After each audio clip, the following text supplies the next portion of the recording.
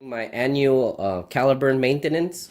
I just wanted to show you some updated pieces that I got from Captainslug and I've used for over the years now.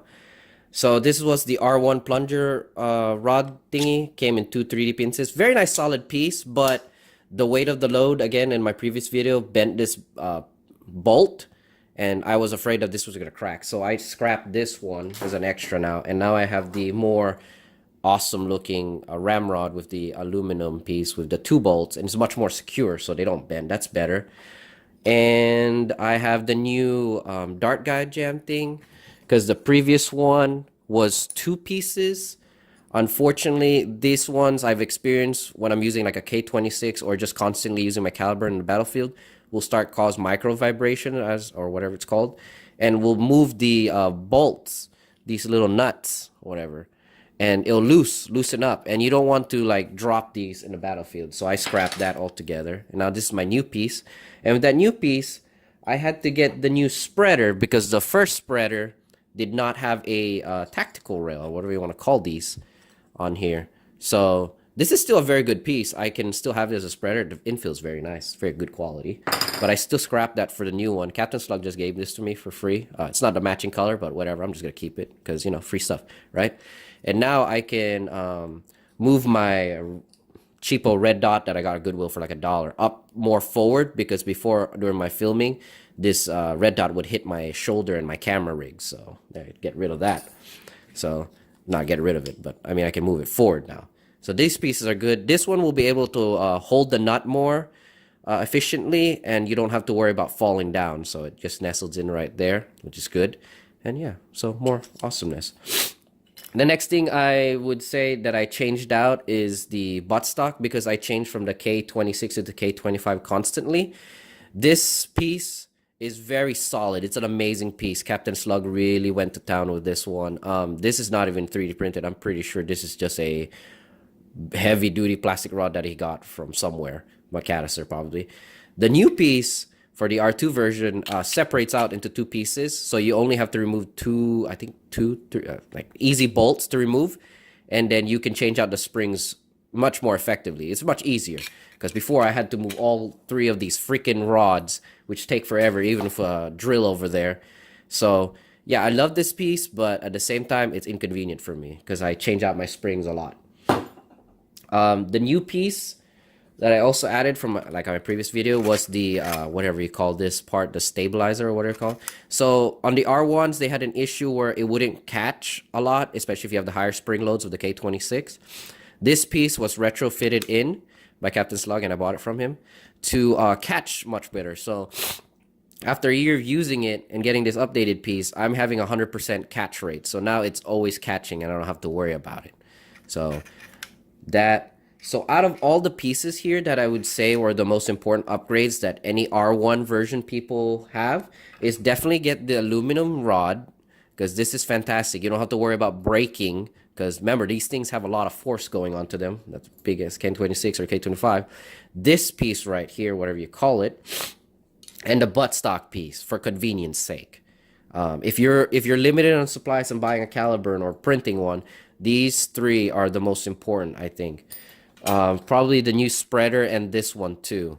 Now you can buy the monolith magwell from Captainslug if you don't want to buy all these two separate pieces and have a big one. Do note that takes a longer print time. Like I talked to him, he said it's about 7-8 hours probably, compared to the much shorter print time of 4-5 hours, just because the R1 version. Another upgrades I added are the Alien Menace theme foregrip. Definitely much more of a personal preference taste. There's the military style angled foregrip like Magpul sells. Now you can get the 3D printed Magpul version, but Magpul sells the actual plastic molded one for only like $10. So that's up to you guys. Search it online. I have one for my AR. But yeah, that's the Alien Menace theme. I like this one more because it's more grip for me. And during events, my hand kind of gets sweaty, so whatever. Now, the most disappointing thing I've had, I mean, Captainslug makes a great product, but my main complaint really is this piece, the Scar Barrel. It performed fantastic during the battlefield, but the durability is my main beef with it. It broke all two tabs right here. That's not even funny. It literally broke. Well, the first piece broke during shipping, so it got here already broke, and then the second piece broke during the event. Now I only have one piece, so I had to goop it to make it all stay. So that's all. I'm gonna order the new one, which is a lot shorter with the like the it's like a bolt style, so it's much more stronger and it has the silicone or yeah, what but some kind of tube cover over it. So I'm gonna order that and hopefully that's a lot better because I love this thing, but at the same time, it's just too long and too fragile. I don't know what to say about that. Now, depending on your games, when I play with more family oriented, more kids, I use the K25 with full length with the scar barrel, so that reduces it by a few FPS.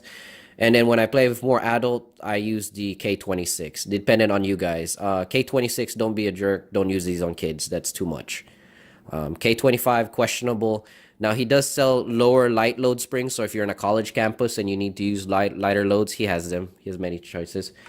And I also got the new thumb hole stock design from him.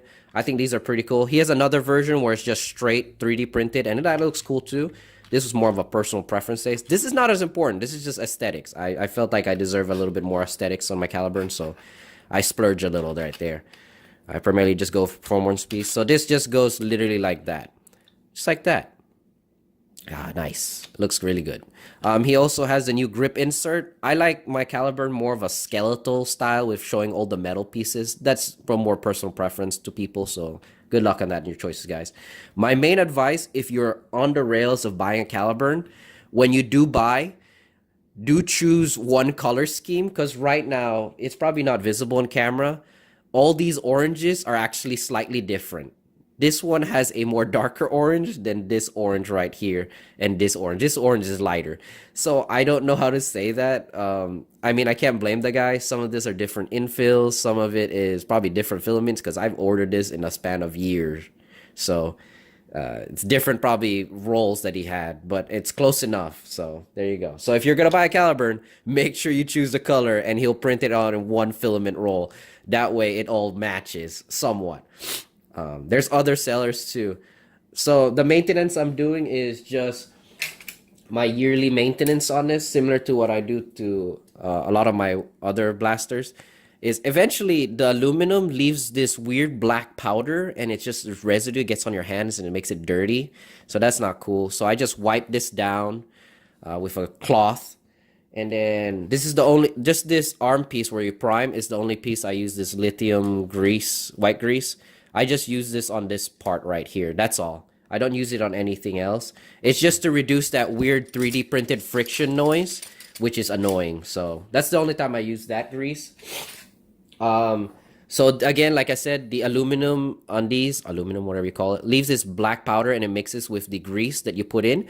So it makes it have this weird black powder that gets all over on your 3D printed parts like this. And I tried cleaning this and this is as clean as it gets. So that's good enough for me.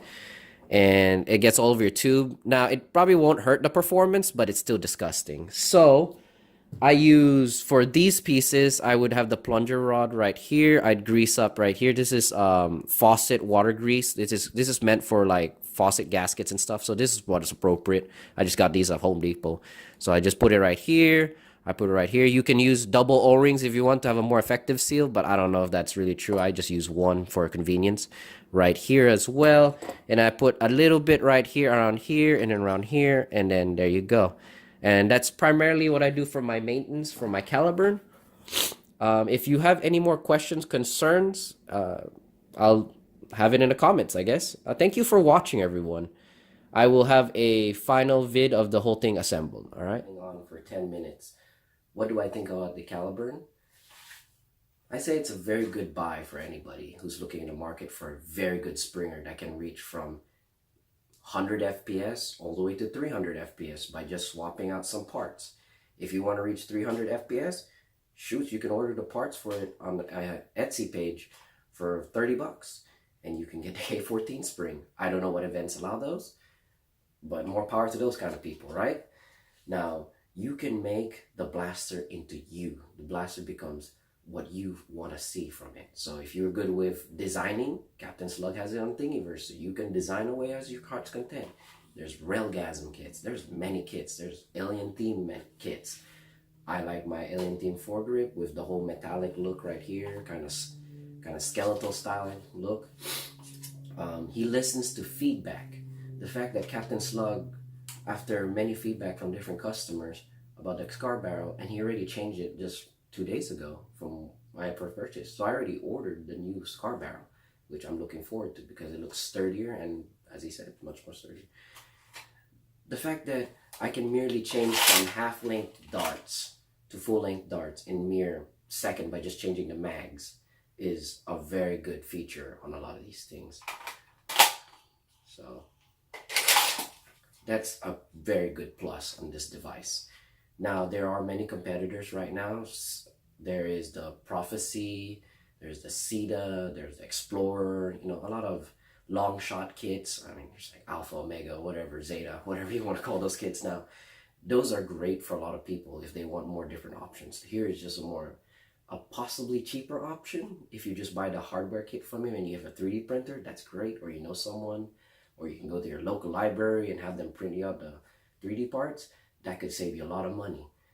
Now, if you don't like the aesthetics of this, I guess you can go for those other kind of models. Again, I think after using this for a whole year of hard use, like I've used this in a lot of events. I have lots of videos, but I don't post them because sometimes I don't like how they come out. So get one yourself. You won't be disappointed. I think you guys will love it. All right? I'll see you all in the battlefield.